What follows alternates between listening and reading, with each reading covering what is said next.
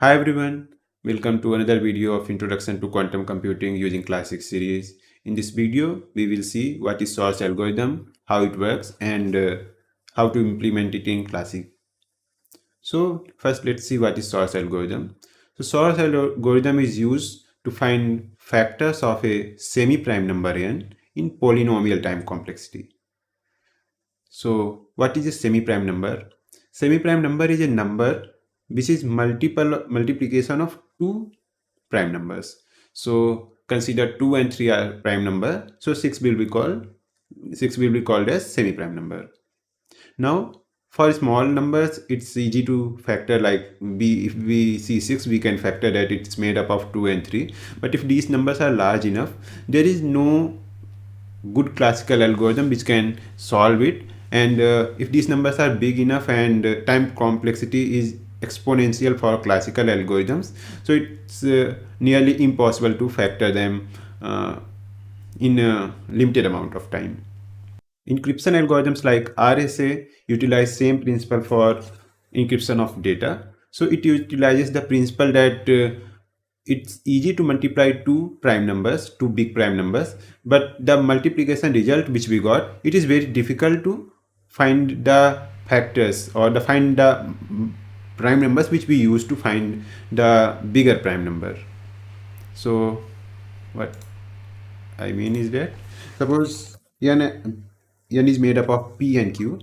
So it is very easy to multiply p and q, which are big prime numbers, to get the n. But if we have n, from n it is very difficult to find this p and q. So same principle is used by RSA algorithm to encrypt the data. Now let's see how Shor's algorithm works.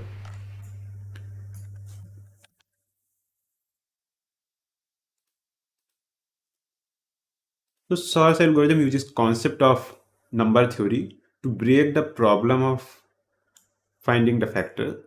So here we have this number n equals pq, and what Shor's algorithm does is that it breaks the problem of finding these factors into the problem of period finding, and it breaks the problem into the problem of finding period of a modular exponentiation. So once we break the problem of finding factors to the problem of finding period, we can use quantum computer to find the period using quantum phase estimation. And then once we have this period, we can use classical post processing to calculate the factors of a number. How it is done, we will see in short time. But before starting with actual steps of Shor's algorithm, let's review some basic concepts which we will use in the algorithm. And also, yeah, these are the steps involved. Classical step involve breaking factorization problem into period finding. Quantum steps involve finding the period, and classical step, the last classical post processing step, involve finding the factor. Now let's see the some basic concepts which are required to understand Shor's algorithm. So first one is modular arithmetic. So in modular arithmetic, whenever we divide any number, suppose here we are dividing 9 by 4. So dividend A is 9 and divisor V is 4. Now after dividing 9 by 4, we get this quotient Q as 2 and remainder R as 1. So in elementary math only we had studied that it can be written as dividend equals divisor into quotient plus remainder, and we can also write it like this: a equals bq plus r, just putting the variable names. And from this thing, it's also evident that a modulo b is equals r, means when we divide a 9 by 4, remainder is r. So this symbol denotes that it's not division symbol, it shows that it's here we want remainder. And in modular arithmetic, this expression can be written as like this. This symbol is called congruent. So we can write it like a is congruent to r mod b, means it just means that if a is divided by r, it will give the it means that if a is divided by b, then it will leave the remainder r. And in modular arithmetic, it's just way of writing this. Also, if a is congruent to r mod b, then b is also congruent to r mod b, r mod a. So this is uh, simple notation which you need to know in modular arithmetic. Now another concept is modular exponentiation.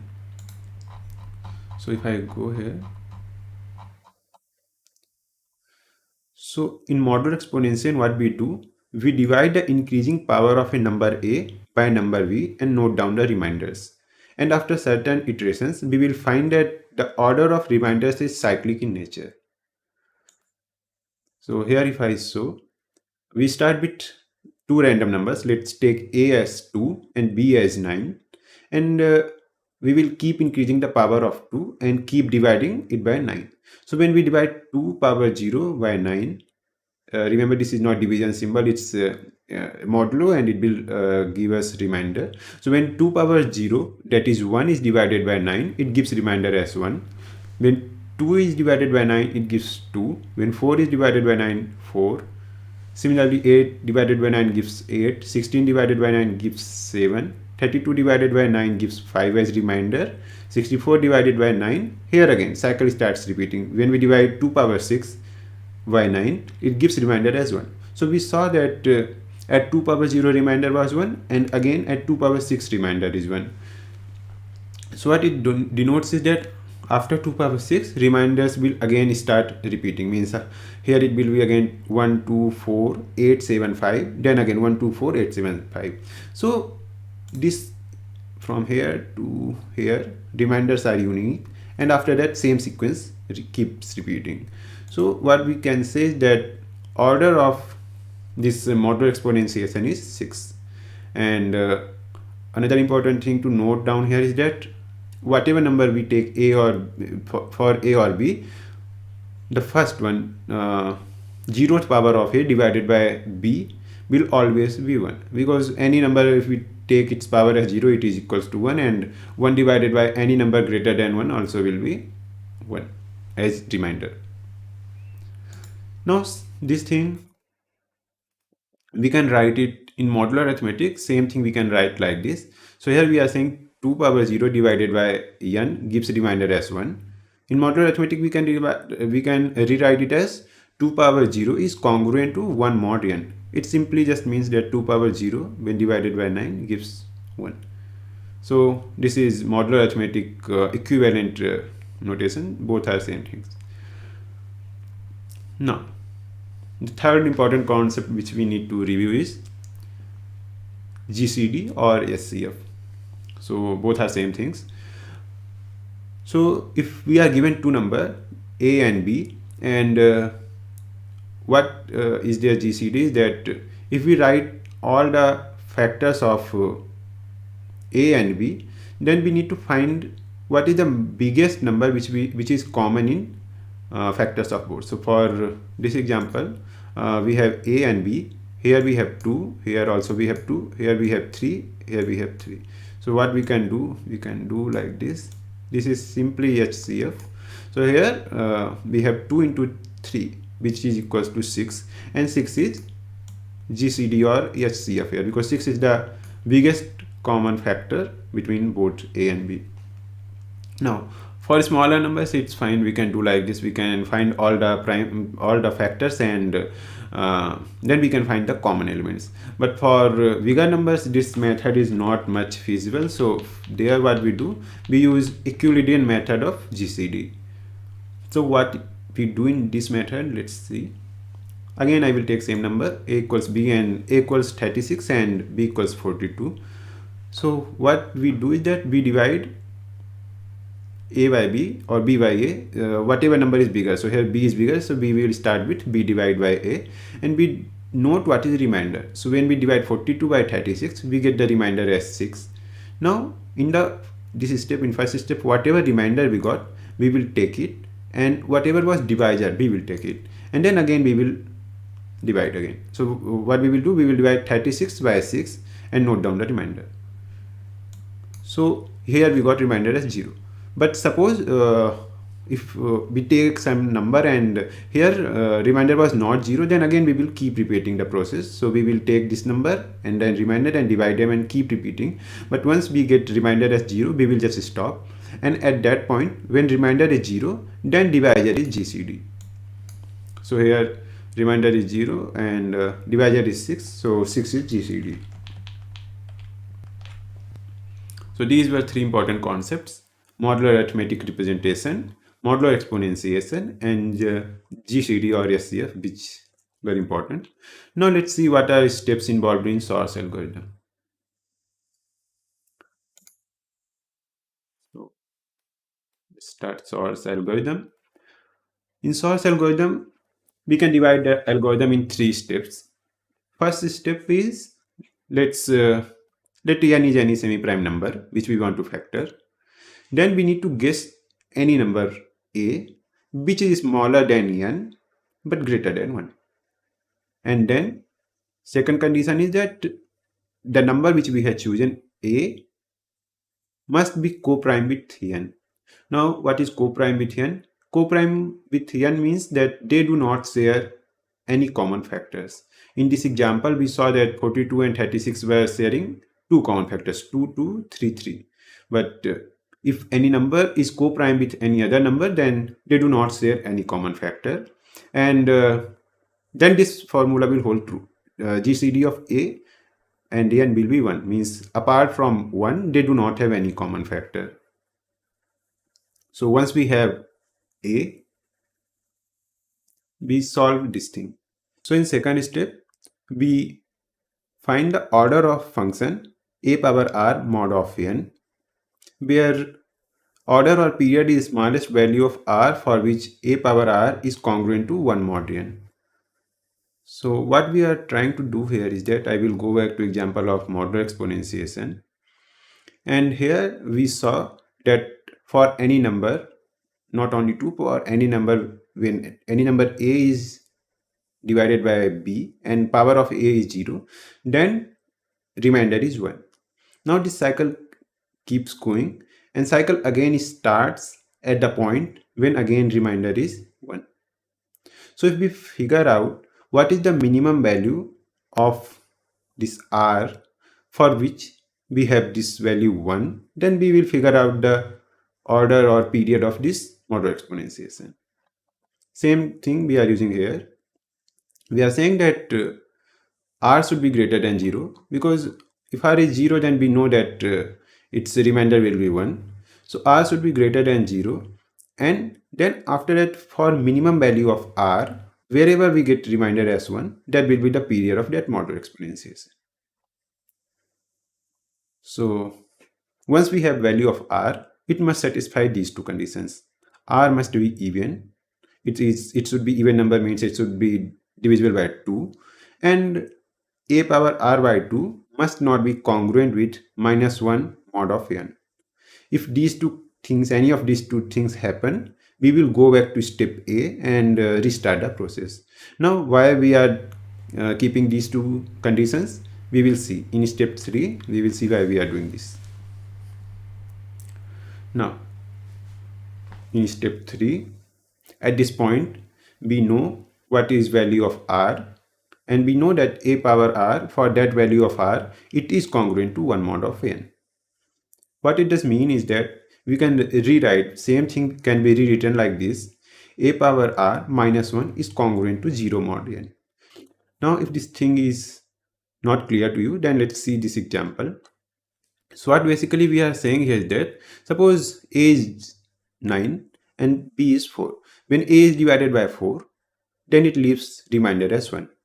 So we can say that 9 is congruent to 1 mod n, which is this condition. Here we are saying is that 9 is congruent to a mod of n. Now it has no relation to this r and all that, but we are just taking as example. We are just saying 9 is congruent to 1 mod of n, means when 9 is divided by 4, it leaves remainder 1. Now we can rewrite it like this, that 9 minus 1 is congruent to, here is mistake, so 9 minus 1 is congruent to 0 mod of n. So what will be 9 minus 1 here? 9 minus 1 is 8, and when 8 is divided by 4, it leaves remainder as 0. So this is same thing. If a power r is leaving remainder as 1, then clearly a power r minus 1 will not leave the remainder as 1, it will leave remainder 0. So yeah, just way of rewriting. Now moving forward, At this point, when we had written a power r minus 1 is congruent to 0 mod of n, we can again use the formula a square minus b square equals a minus b multiplied by a plus b. So this thing can be rewritten like this. This a power r can be, we can imagine it as it is a power r by 2 whole square, and that's how we come to this equation.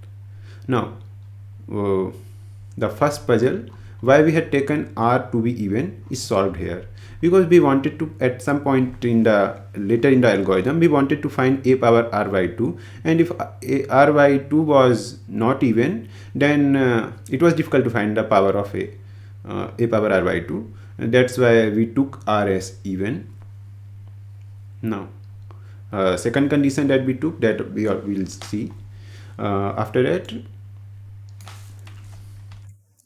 Now what this equation says is that r a power r by a power r by 2 minus 1 multiplied by a power r by 2 plus 1 is divisible by n, because it's leaving remainder as 0 here. And now our aim is to prove that n does not divide this and this individually. So to prove this, we use these two logics. So first one is that since we had already taken that a power r by 2 is not congruent to mod of n, this one, what it means that a power r by 2 is not congruent to mod of n. We did is that we added 1 here, so this minus 1 became 0, and we came at this point. And what this means is that a power r by 2 plus 1 means this term is not divisible by n, and that's what the reason we took this condition here. This is same condition, a power r by 2 is non-congruent to minus 1 mod n. Now in second point, we proved that a power r minus 2 is also not divisible by n, and to prove that we use the logic that if a power r minus 2 minus 1 is divisible by n, means if a power r by 2 minus 1 is congruent to 0 mod of n, it means that a power r by 2 is congruent to 1 mod n. And what we had done here, we added 1 at both sides and reached at this conclusion. Now if this equation holds true, then it means that r is not the smallest number for which this equation holds true. R by 2 is also holding this equation true, and at this point we are arriving at the contradiction, and means if this is true, then our initial condition is itself not true, that r is smallest number. We had at the start only we had taken that r should be smallest number, and if this thing is true, then r is definitely not the smallest number which is holding this equation true. So this condition should also not happen, means a power r minus 2 should also not be divisible by n. Now at this point we know that n divides the multiplication of this and this, but n do not individually divide this and this. So what it gives insight is that this and this terms must contain the factors of n. So if these two terms, either this or both, these two are containing the factors of n, and to find the factors we use Euclidean GCD algorithm.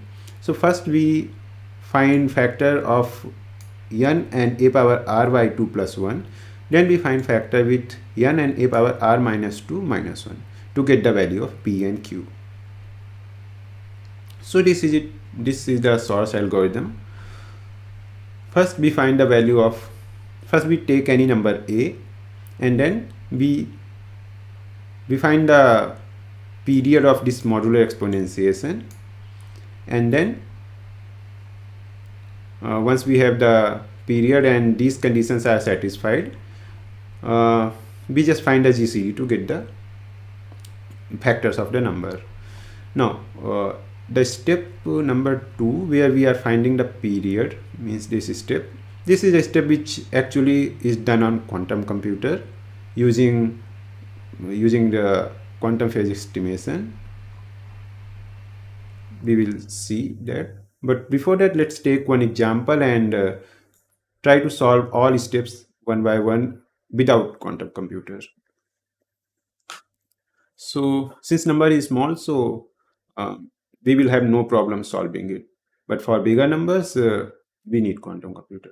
So let's take number 21, and we need to guess any number a, which is co-prime with 21.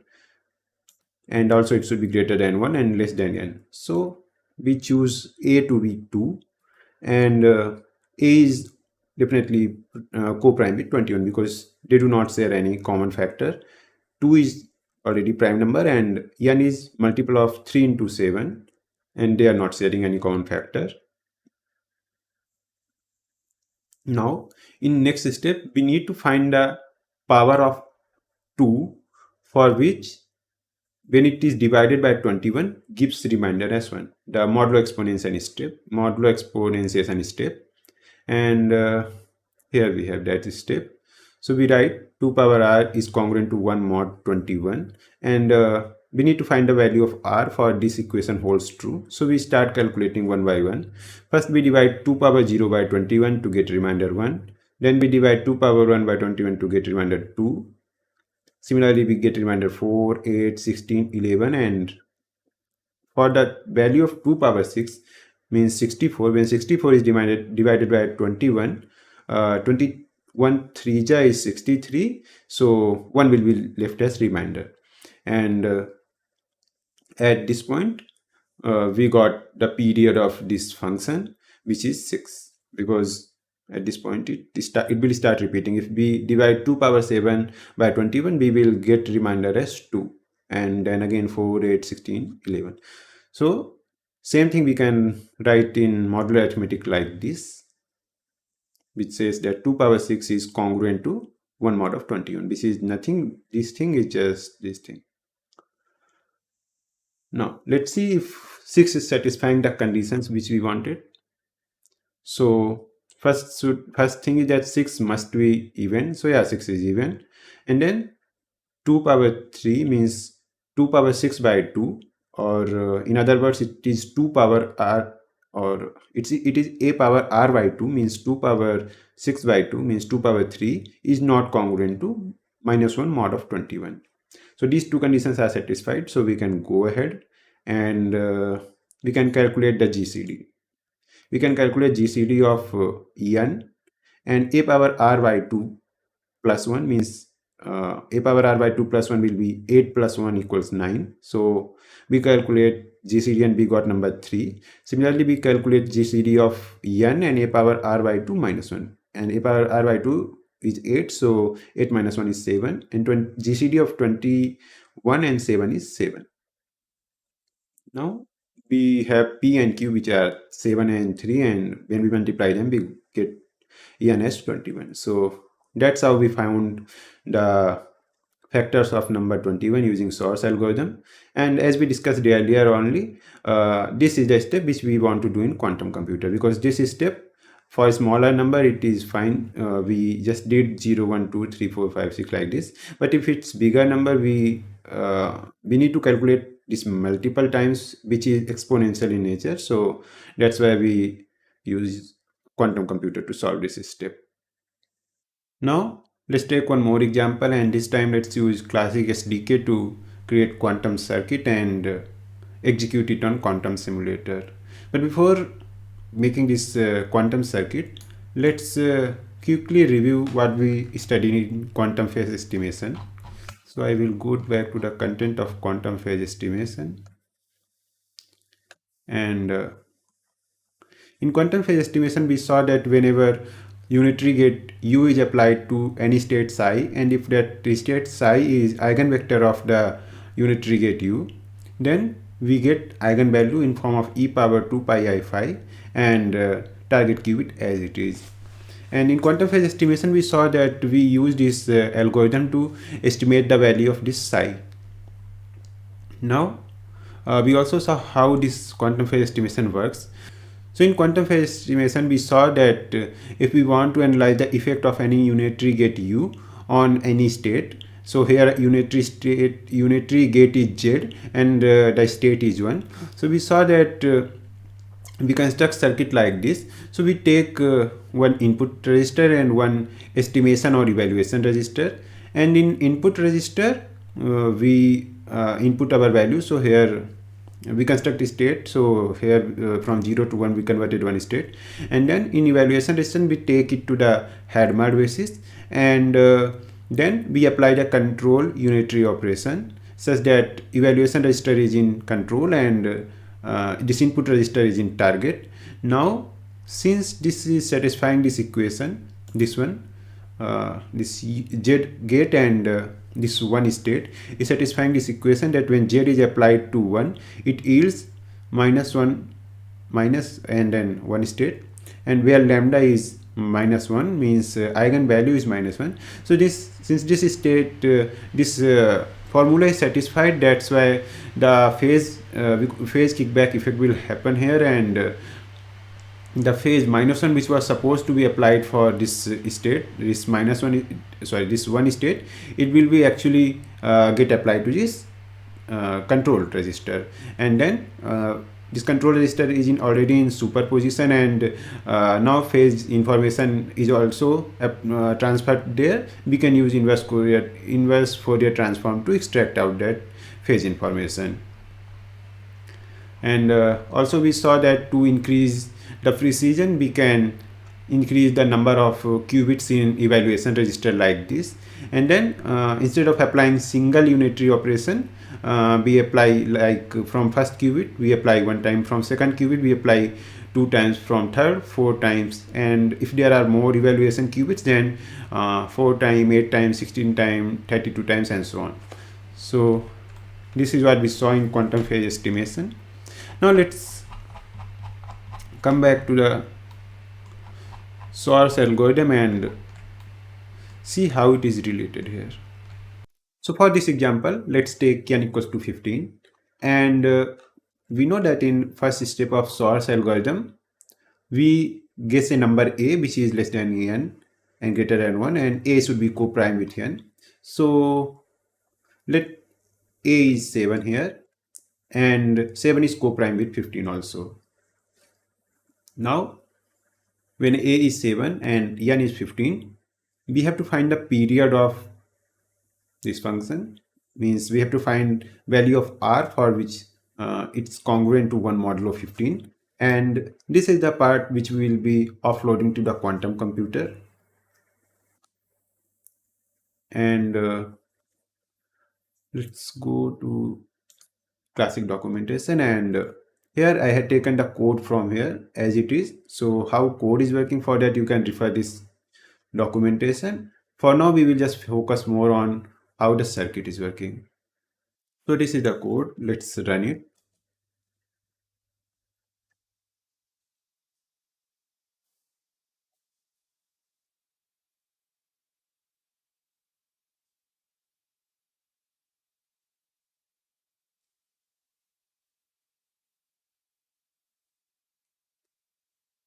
So this is the circuit of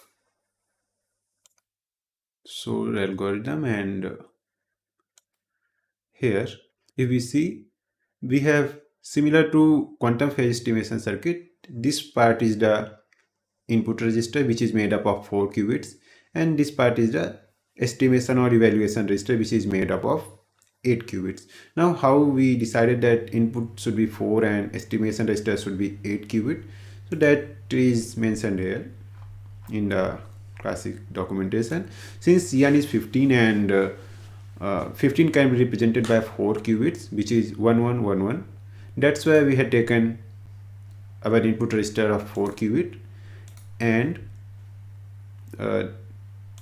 regarding the estimation register, so n square is 225 and 2 square is 450, so this q must lie between somewhere between 225 and 450. So let's take q as, if we take q as 256, then 256 can be represented by 8 qubits or 8 bits, means 2 power 8 is 256, that's why 8 bits can represent 256, and that is the reason that we are taking 8 qubits as evaluation. Now Let's expand this part. Before that, let's quickly again see the quantum phase estimation. So here we saw that we have this input qubit, this estimation qubits, and then we apply the unitary operator or unitary gate, one time from first qubit, two times from second qubit, and this one is the four times from third qubit. And if there are more evaluation qubits, this number just keeps going on. Like after 4 we will do 8 times, and for now it's just till 4 times because we have 3 evaluation qubits. Similarly, similar circuit here also we will see. So if I expand, so for this first one we are doing 1 times. Here we are doing this unitary operation 2 times. For third qubit it will be obviously 4 times, and for fourth qubit it is 8 times, like this: 1 2 3 4 and 5 6 7, like this. And then here we were doing inverse Fourier transform. Here also we are doing inverse Fourier transform at the end. Now what are these unitary gates? Here we were aware what we want to apply, but here we should know what are these unitary gates. So these unitary gates are this one.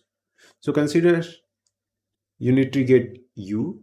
When it is applied to state x, it gives x a modulo n, and if we hard code x as 1, then what we will get is that when this unitary gate is applied 1 times, it gives a modulo n. When unitary gate is applied 2 times, it gives a square modulo n. If 3 times, it gives a 3 modulo n, and for r times it gives r modulo n. So here also this unitary gate is applied 1 times. I will, if I expand, then it will be too big. Yeah, it's big one, so better we keep it compressed like this. So when this gate is applied one time, which is equivalent to a modulo n, a modulo n or a mod n, and when applied 2 times it's a square mod n. For 4 times it's a power 4 mod n, and for 8 times it's a power 8 mod n. And the input qubit, input register, we are keeping in state of 1. Here also we had kept it 1, like this. And we are keeping it as 1 because 1 can be seen as sum of eigenvectors of this unitary gate U. And why we are doing like this, let's again see quantum phase estimation circuit. So here why we what was happening is that this this one state was eigenvector of this unitary gate Z, and when it is applied, then phase information was being transferred from this one to these evaluation registers. Similar thing is happening here. The because this one can be seen as sum of eigenvector of these unitary gates. When we apply like this, the information related to phase or period will be transferred from our input register to these evaluation register, these 4, and then since these 4 are already in Hadamard or in state of superposition, and now they have information related to the period also, we can use inverse quantum Fourier transform to extract out that information like this. This is the inverse quantum Fourier transform circuit. So now when we execute this circuit and measure the output will be in the form of j upon r multiplied by 2 power 2n. So let's measure it and see. I will execute the circuit.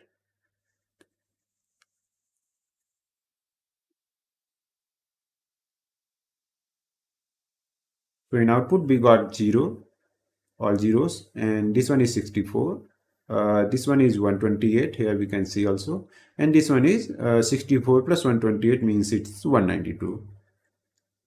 So we got these values, but since it's in form of j upon r multiplied by 2 power 2n, we can divide by 2 power 2n. So we divide all outputs by 2 power 2n. Here 2 power 2n is 2 power 4 into 2 means 2 power 8 means 256. That's why we divide all of the outputs by 256, and in output we got these input these values, and in these values denominators are corresponding to the period or value r. So here in these two terms we see that value is 4, so let's use 4 as our period. So I will go to the source algorithm, and here we are doing the calculation. So we are using r as 4, and if r is 4, then we need to find the GCD of 7 power r by 2 plus 1 and 7 power r by 2 minus 1 with 15. So 7 power r by 2 is 7 whole square. So 7 whole square plus 1 is 49, and 7 whole square plus 1 is actually 50, because 49 plus 1 is 50, and 7 whole square minus 1 is 49 minus 1 is 48.